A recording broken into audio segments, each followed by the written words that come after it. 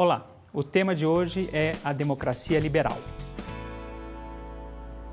Dentre todas as formas de democracia, a democracia liberal, sem dúvida, é a mais presente no mundo contemporâneo. A difícil definição de democracia. Uma boa maneira de começarmos a definir democracia é através da pesquisa etimológica, ou seja, buscarmos a origem e o desenvolvimento da palavra democracia. Essa palavra vem da Grécia Antiga e é o resultado da composição de dois termos, demos e crácia. Demos, no seu sentido original, significa o conjunto dos cidadãos que compunham a comunidade ateniense, ou seja, os sujeitos que faziam parte da polis. Com o passar do tempo, esse termo ganhou o sentido de povo. Crácia, por sua vez, designa o poder, a força, logo, o governo.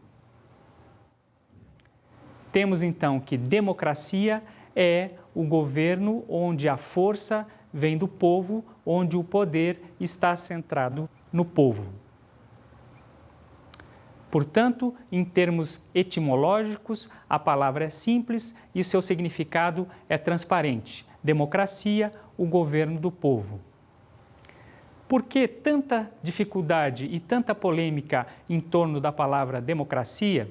Ou melhor, em torno da teoria política que envolve a palavra democracia?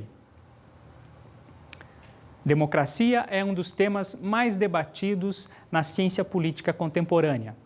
Tema polêmico, apesar de a palavra ter um significado transparente. Temos então que essa dificuldade advém do fato de que democracia designa múltiplas experiências divergentes e muitas vezes conflitantes. Democracia, o governo do povo. De saída, podemos pensar quem é o povo.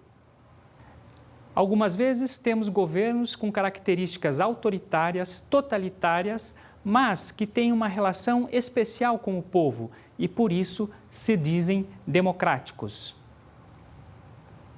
São governos que estabelecem um diálogo direto com o povo, um diálogo direto com a massa popular, passando por cima das instituições políticas e buscando um referendo da sua ação nessa comunicação direta com as massas. Veja bem, massa não é um conjunto de cidadãos cientes dos seus direitos, cientes das suas responsabilidades e que pressionam o governo para o bom andamento da sociedade. A massa geralmente é desinformada, tem baixo nível de educação e tem dificuldades de perceber o jogo político. Os governos autoritários, os governos totalitários se aproveitam desses elementos para exercer um poder direto sobre a massa e sobre o restante da sociedade. Muitas vezes, esses governos ditos populistas aparecem como o pai do povo e são queridos pela população, mas não exercem um governo de direitos e de cidadania, não exercem um governo democrático, ainda que queiram ser reconhecidos como democráticos. Na história recente do Brasil, tivemos o exemplo de Getúlio Vargas, um estadista que tinha uma habilidade muito grande em se relacionar diretamente com as massas, estabelecer um diálogo com o povo e tentar convencer dos seus princípios democráticos, dos seus princípios de benfeitor da sociedade. Ainda hoje, certamente, muitas pessoas no Brasil têm uma impressão de Getúlio Vargas como sendo um grande estadista, o pai dos pobres. Vejamos o que essas pessoas têm a dizer sobre Getúlio Vargas. Porque ele instituiu quase que todos os direitos ainda existentes no Brasil hoje. Porque ele foi assim um estadista assim bem assim a favor do povo, né? Um estadista muito bom, uma inteligência fora do normal, né? Era um homem que ia representar o Brasil, onde ele ia, ele sempre se destacava pelo bom procedimento, pelos bons conhecimentos que ele tinha das causas. Regularizou o emprego com carteiras profissionais, carteira de trabalho.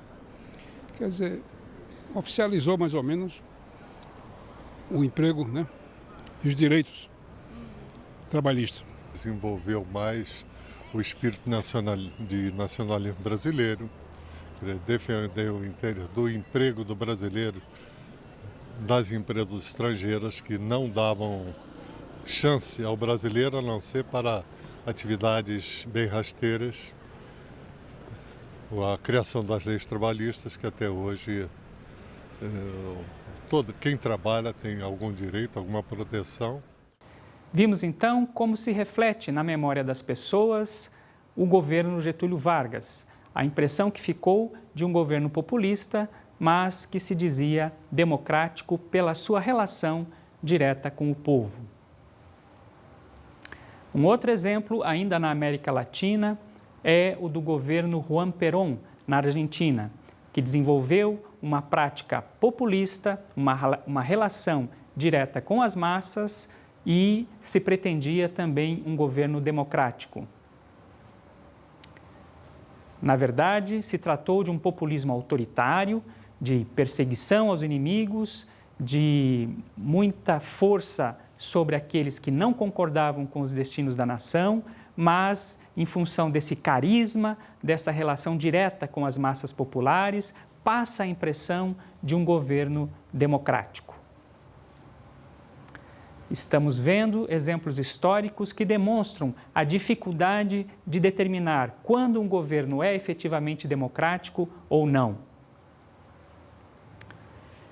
Podemos pensar, por exemplo, os significados mais precisos que o termo povo precisa adquirir para que uma sociedade seja considerada democrática. Nós poderíamos afirmar, por exemplo, que é democrática aquela sociedade onde o povo governa e entendermos povo como todo mundo.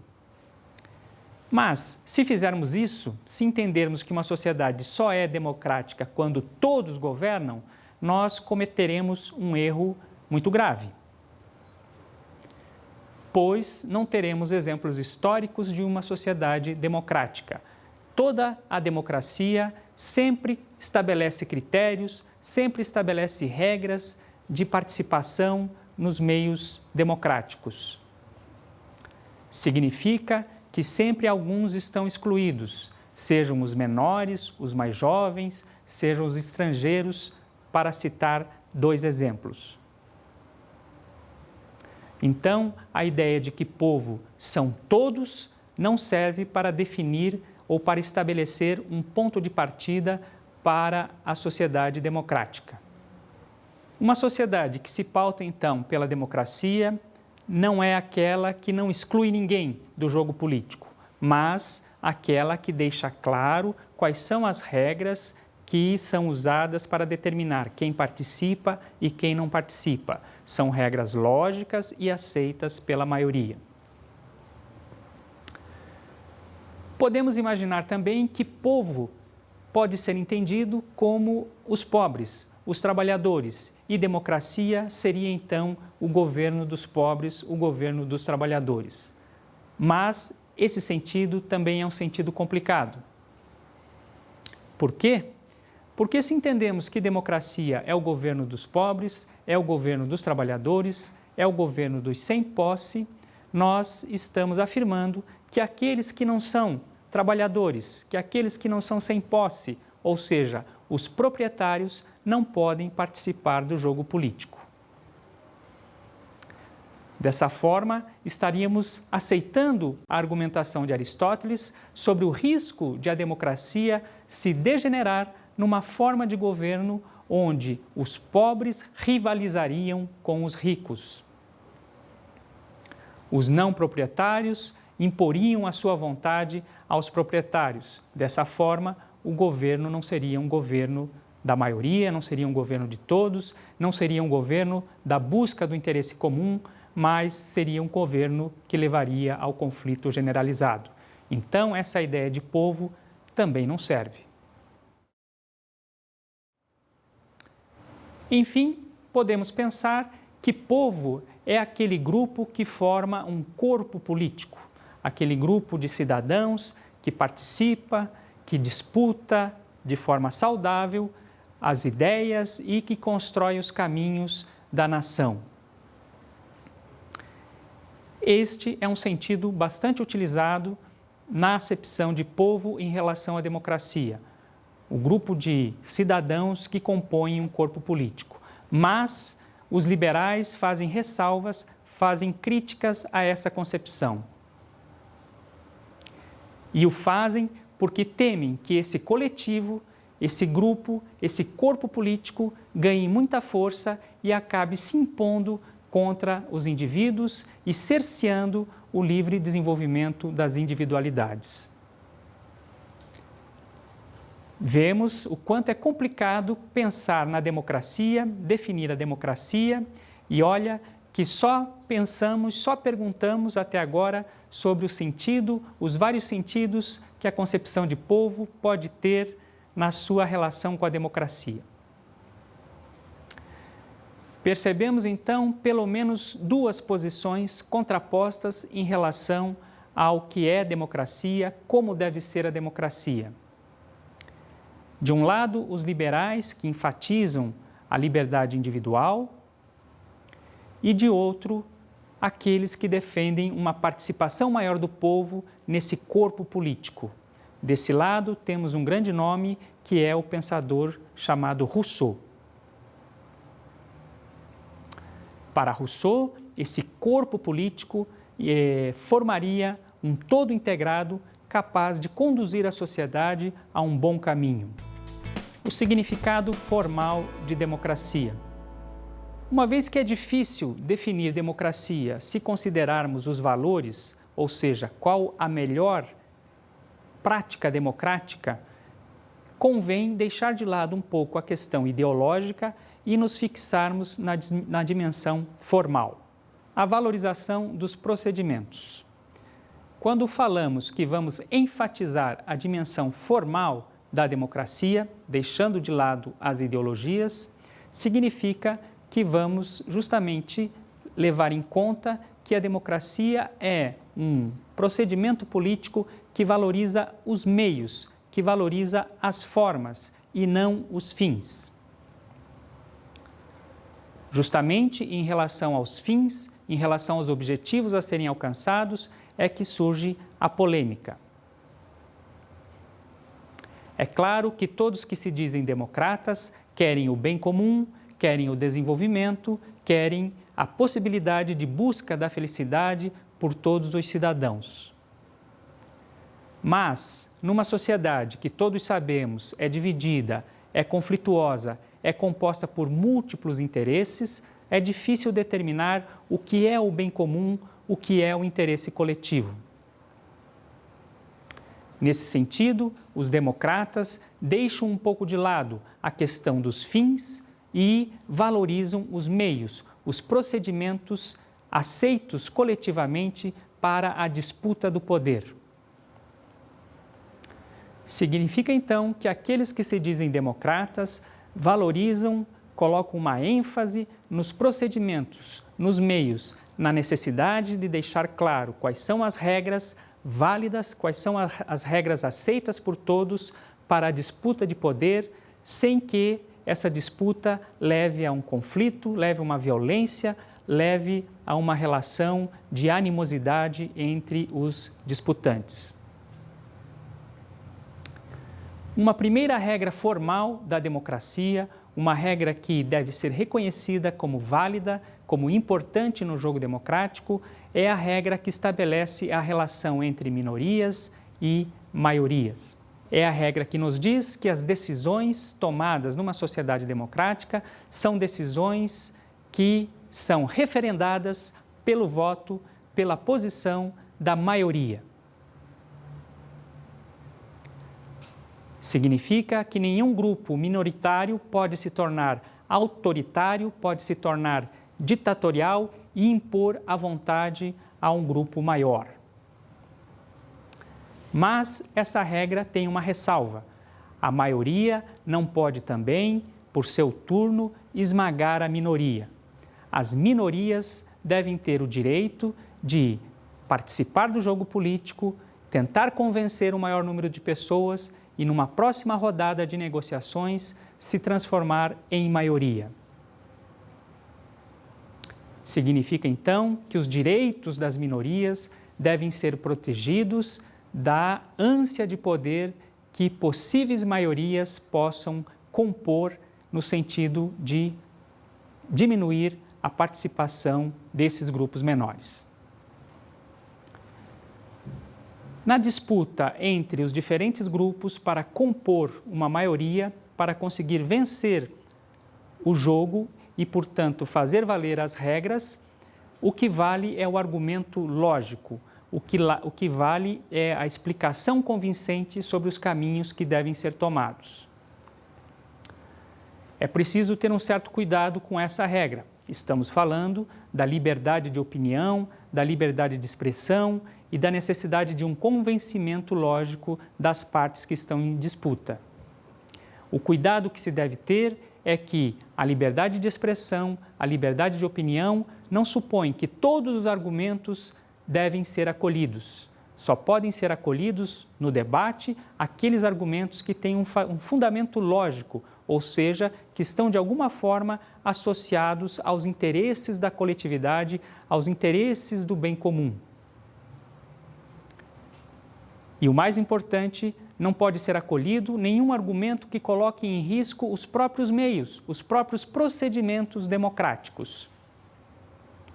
Sendo assim, se um grupo propõe a perseguição, a redução, a diferenciação no sentido de diminuir um outro grupo, um adversário, seja em função de características raciais, características religiosas, características de gênero ou características da opção sexual, esse tipo de argumento e esse grupo não pode ser aceito no debate democrático.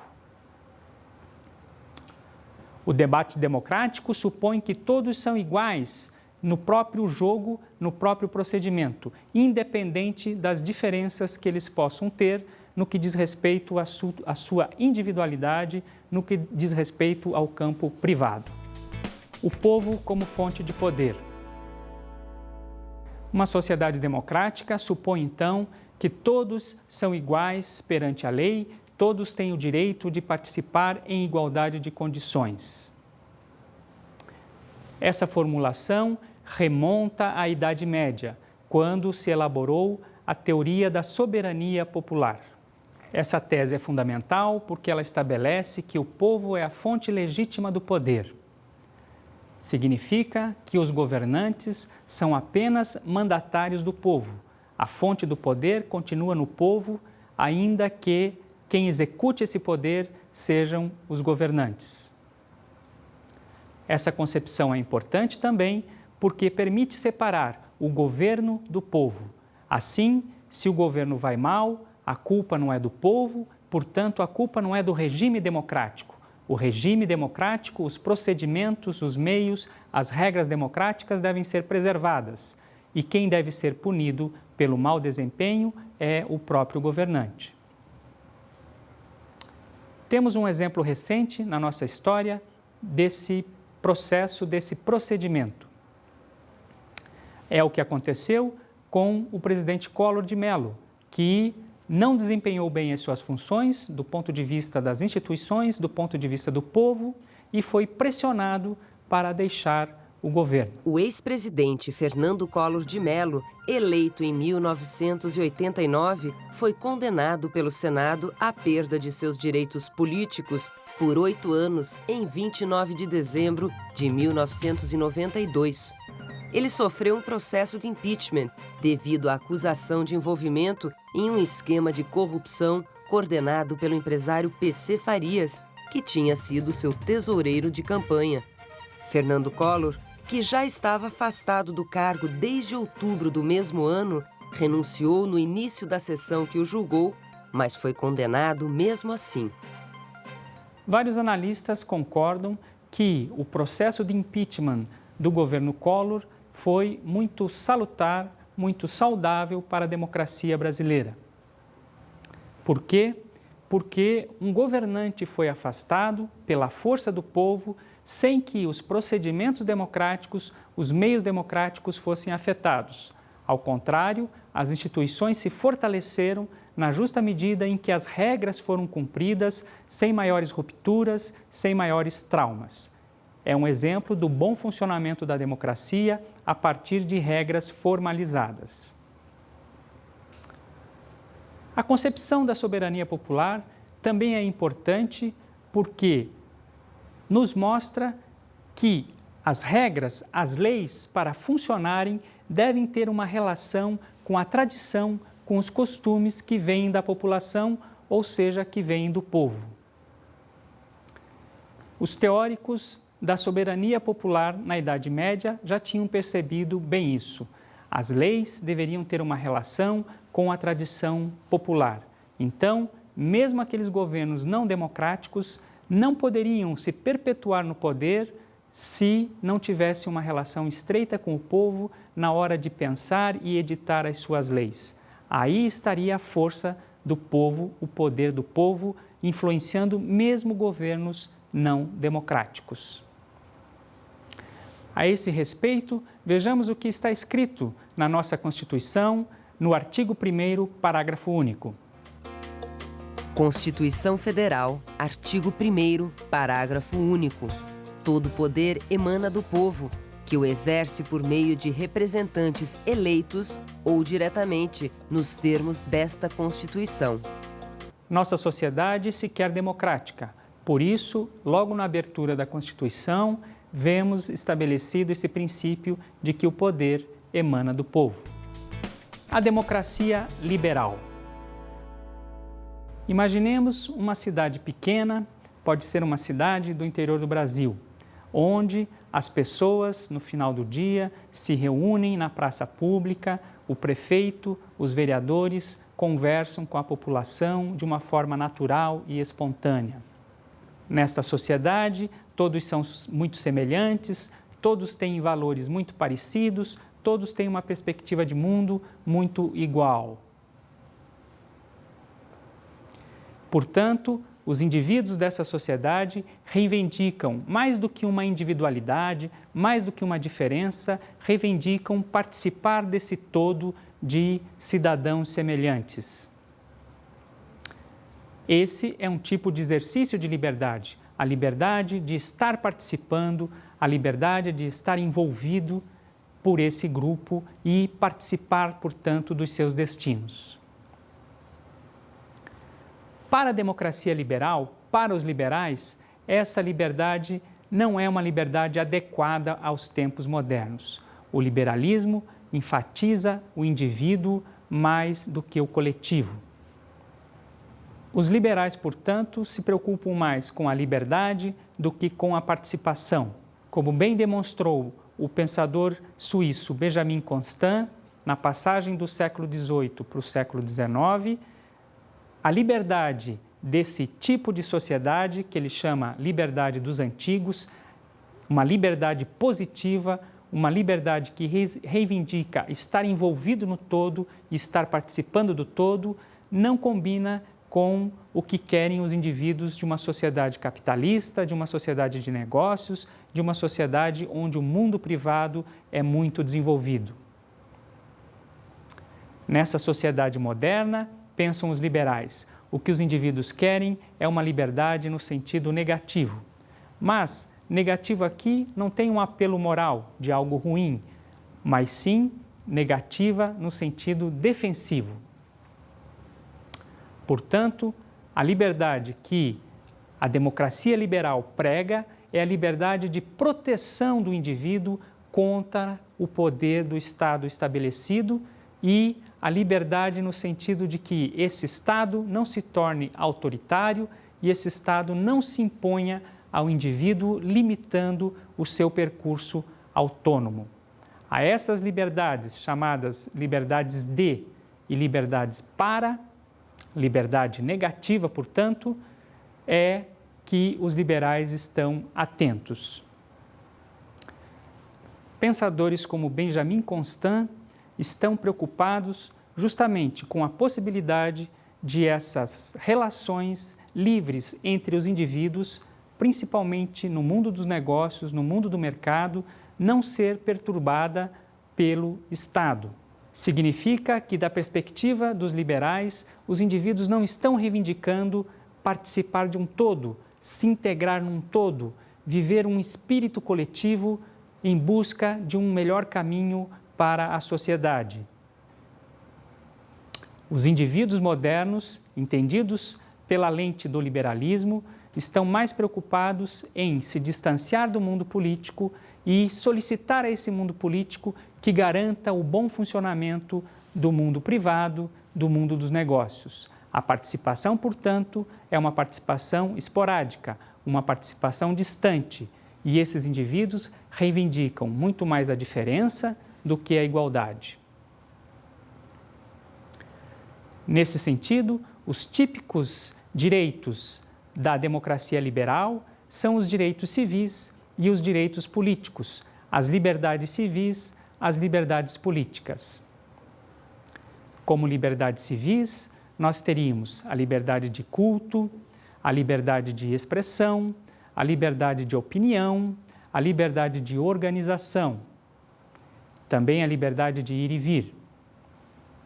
Como liberdade política ou direitos políticos, nós teríamos justamente a possibilidade de cada indivíduo, de acordo com a sua consciência, participar ou não no processo político, participar como eleitor ou participar como alguém que pleiteia ser eleito.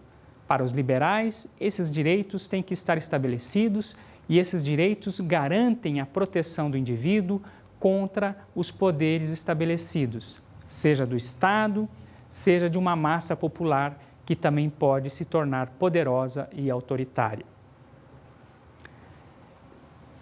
Um outro princípio orienta essa perspectiva liberal. É o princípio de que a população no seu conjunto, a massa popular, o coletivo, não é de natureza boa. Ou seja, a massa popular não deve participar diretamente das decisões, mas apenas indiretamente elegendo os seus representantes. Não por acaso, ao longo do século XVIII e do século XIX, os liberais se envolveram em muitas batalhas, em muitas lutas, para impedir regras, procedimentos que levassem a um controle maior dos eleitos pelos eleitores. Na concepção liberal, os eleitores participam no momento das eleições, mas os representantes devem ter autonomia para atuar de acordo com a dinâmica do parlamento e também utilizando as suas capacidades superiores de ler quais são os princípios mais importantes para o desenvolvimento da nação. Então, essa elite de políticos é que deveria conduzir ao país nos seus momentos mais difíceis, no seu cotidiano, e não a massa popular. A massa popular poderia, sim, julgar o procedimento desses políticos a cada eleição. Esse, então, é o máximo de participação popular que os liberais admitem num processo democrático, numa democracia liberal, portanto. Vimos, então, o quanto é difícil, o quanto é complicado estabelecer que sociedade é democrática, por que uma sociedade é mais ou menos democrática. Envolve a concepção de povo, com suas diferentes acepções, envolve a ideia do que é democracia, do que é bem comum. Mas é possível estabelecer alguns critérios formais, critérios mínimos para que se possa dizer qual sociedade atende minimamente esse princípio de democracia. Vimos também que a democracia liberal tem determinadas características precisas e a principal delas é enfatizar o indivíduo ao invés da participação, enfatizar a liberdade ao invés do coletivo.